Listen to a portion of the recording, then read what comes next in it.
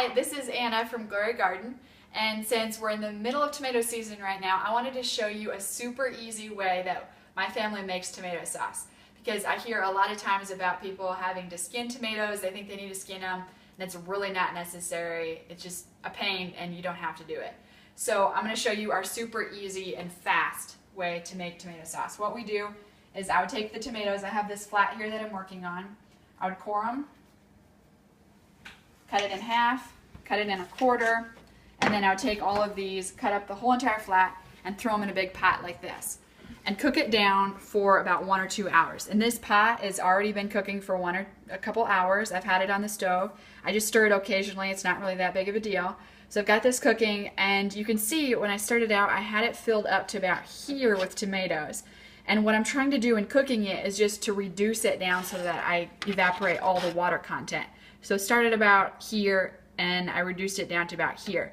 And you can let it go even longer if you want. You would basically end up with a tomato paste, and that would be fine as well. Just boil it down to about as thick as you want it. And measuring isn't really necessary. Just do whatever you think is best.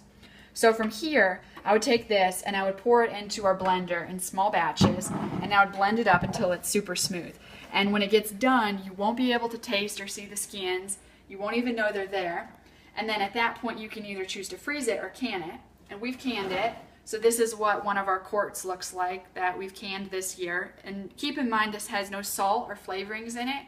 So just make sure that when you use it for your recipe, you add plenty of salt. So at this point, what we would do with it is we would either use it to make tomato soup, spaghetti sauce, lasagna. We would put it in enchiladas or tacos. There's lots of different things you can do with it. And then totally forgot what I was gonna say next. But anyways, I think that's it. And I've got lots of tomatoes, so if you need some, please contact me because I'd love to give you some.